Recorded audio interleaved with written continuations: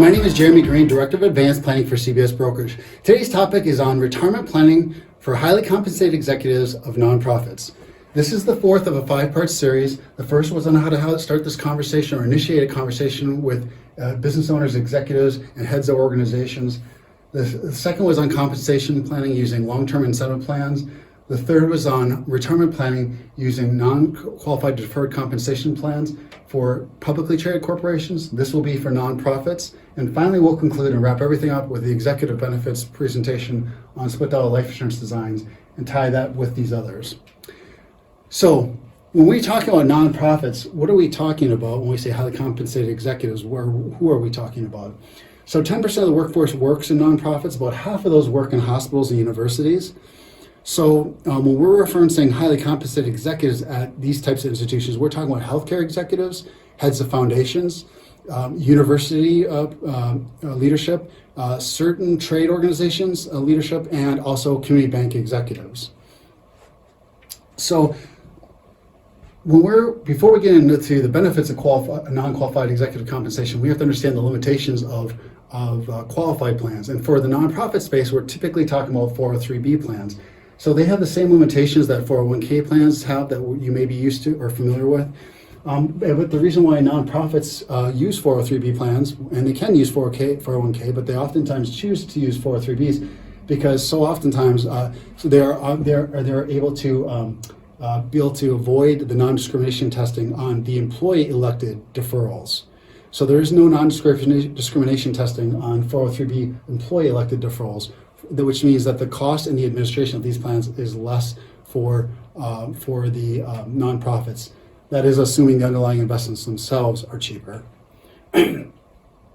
So the reason to look at this type of planning in the first place is that so often these qualified plans are not going to sufficiently fill in the gap for income replacement for highly compensated executives in retirement. So if they're targeting, in this example, 80%, you can see there's a big gap there. The more you make off to the right, and the less you make, more the average employee, that might be adequate, but not for highly compensated executive.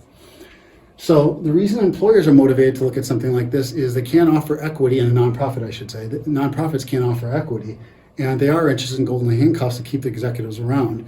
There is one non-qualified executive plan called the 457F plan that's blessed by the IRS.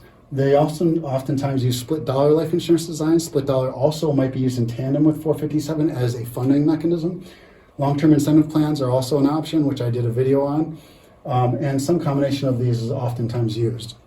So I want to cover what 457 plans are really quickly, and that is they are employer paid, and usually for the top 15% of executives. There's no limit on how much the nonprofit can defer for the benefit of that executive. The benefits must be subject to substantial risk of forfeiture, or they would be immediately taxable. When we say substantial risk of forfeiture, meaning there has to be some work that the executive has to do for that money that's in the future, or a vesting schedule. The minute that the work or the vesting schedule is completed, it is immediately taxable to the executive. And finally, there has to be some kind of funding mechanism for the plan: annuities, life insurance, or marketable securities. So there is something called a 21% excise tax that exists for nonprofits for income above $1 million pay limit.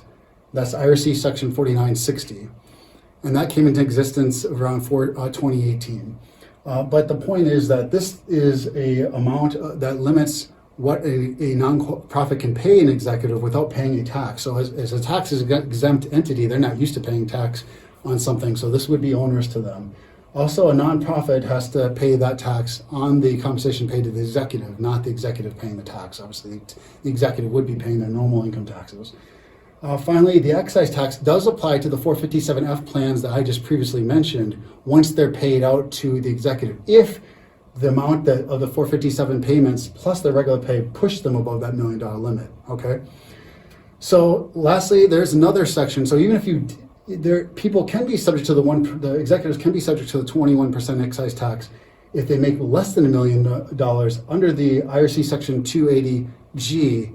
I should say the nonprofit would be subject to that if the severance payments that are paid out to an executive who leaves is more than 3 times their average pay over the last 5 years that they worked there.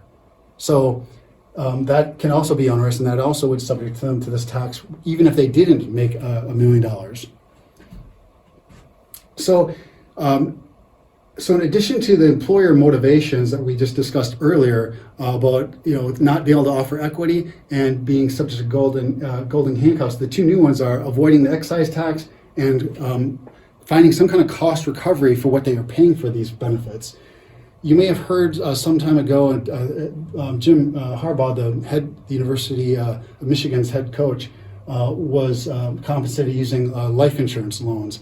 And this is a split dollar design, which I will not cover in this presentation, but I will cover in our last presentation, number 5, executive benefits using split dollar.